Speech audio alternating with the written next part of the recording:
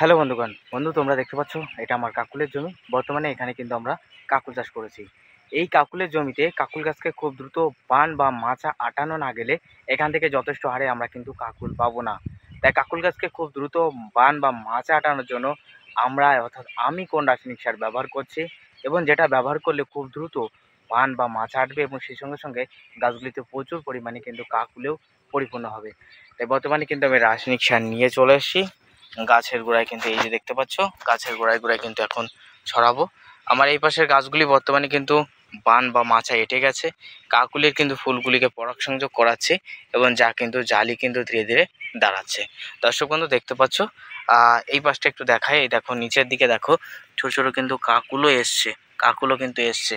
এই টাইমগুলিতে অতিরিক্ত খরা বা তাতের সময়ে আমাদের গাছগুলিতে যথেষ্ট হারে এখানে রাসায়নিক সারের পাশাপাশি জমিতে কিন্তু জলসেচ দেওয়াও কিন্তু আবশ্যিক।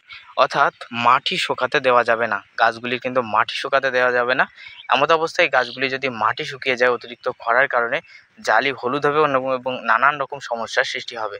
তাই বিশেষ করে কাকুলের জমির ক্ষেত্রে আপনারা যদি পারেন 5 দিন বাদে বাদে জমিতে জলসেচ দেবেন এবং সেই সঙ্গে সঙ্গে গাছের গোড়ায় কিছু পরিমাণে খাদ্যগুলি ব্যবহার করবেন বা রাসায়নিক সার ব্যবহার করবেন।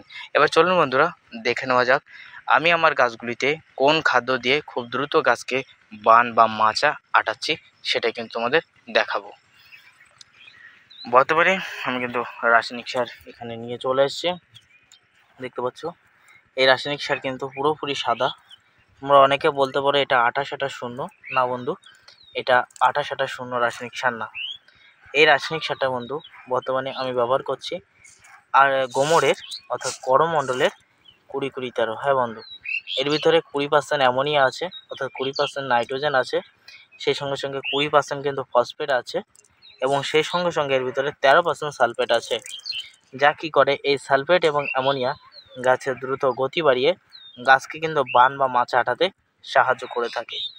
তাই গাছগুলি বান বা মাচায় ওঠার পর একবার হলেও আপনারা কিন্তু করমণ্ডলে 20-20-13 ব্যবহার করবেন। অন্য কোম্পানিটা কেমন কাজ জানি না, তবে আমি করমণ্ডল বা গোমরের 20-20-13টা ব্যবহার করে থাকি। এটাই ভালো পরিমাণে কাজ পায় বলেই আমি কিন্তু ব্যবহার করে থাকি। ইহা ব্যবহার করলে আমি দেখেছি খুব দ্রুত আমাদের গাছের বান বা মাচা আটে, গাছগুলি কালো হয় এবং গাছে কিন্তু ফুল ফল দিতেও সাহায্য করে। বিশেষ করে গাছ যখন ছোট অবস্থায় থাকবে তখন কিন্তু গাছগুলিতে বিশেষ করে আপনি পটাশযুক্ত খাবারগুলি ব্যবহার করবেন। গাছগুলি যখন ছোট অবস্থায় থাকবে তখন এখানে RCF-এর লাল সুফলা 10-26 বা 14-35-এর মতো রাসায়নিক সারগুলি প্রথম অবস্থায় ব্যবহার করবেন। এবার গাছগুলি যখন এইভাবে বান বা মাচার ঊর্ধ্বমুখী হবে তখন মাচাকে আটানোর জন্য আমাদের কিন্তু এই সারটা ব্যবহার করতে হবে। কারণ প্রথম অবস্থায় গাছগুলিকে অতিরিক্ত ঝাঁপাতে দেওয়া যাবে না। প্রথম অবস্থায় গাছগুলিকে অবশ্যই পটাশযুক্ত খাদ্য খেয়ে গাছকে স্ট্রং বা শক্তিশালী করতে হবে। তার পরবর্তীতে আপনারা কিন্তু করমণ্ডলে 20-20-13 ব্যবহার করবেন বা গোমরে 20-20-13 ব্যবহার করবেন। আমি যে কথা বলছিলাম বন্ধু, বারে বারে কিন্তু আবার কাকুলের জমিতে 20-20-13 প্রয়োগ করা যাবে না। এবার আপনি প্রয়োগ করেছেন বলে গাছের গতি বেড়ে গেছে বলে আপনি বারে বারে প্রয়োগ করবেন, তাহলে কিন্তু গাছের সমস্যা দেখা যাবে। গাছগুলি খুব দ্রুত হলুদ হয়ে গাছগুলি বুড়ো হওয়ার সম্ভাবনা থাকে, কারণ এর ভিতরে 20% নাইট্রোজেন বা অ্যামোনিয়া আছে, যা কিন্তু অন্য কোনো সারে নেই। এর ভিতরে অ্যামোনিয়া আছে এবং সেই সঙ্গে সঙ্গে ফসফেট ও সালফেট আছে, কোনো রকম পটাশ নেই। অর্থাৎ অ্যাকচুয়ালি এই সারকে উগ্রবাদী সার বলা চলে। খুব উগ্রবাদী সার, মানে গাছের খুব দ্রুত গতি বাড়াতে সাহায্য করে। তাই বন্ধু অবশ্যই এই সার ব্যবহার করবেন কাকুলের জমির ক্ষেত্রে গোড়া থেকে অনেকটা দূর দিয়ে। আমি ব্যবহার করছি, দেখুন এই দেখুন গাছের গোড়া থেকে অনেকটা দূর দিয়ে ব্যবহার করছি। দেখুন গাছের গোড়া থেকে অনেকটা দূর দিয়ে কিন্তু ব্যবহার করছি। এভাবে কিন্তু তোমরা কিন্তু ছড়িয়ে দেবে। বিশেষ করে কাকুলের জমির ক্ষেত্রে 20-20-13 পরিমাণ কাঠাপ্রতি মিনিমাম কিন্তু 1 কেজি করে দেওয়া যায়। কাঠাপ্রতি 1 কেজি 20-20-13 পরিমাণ ব্যবহার করা যায় কাকুলের জমির ক্ষেত্রে।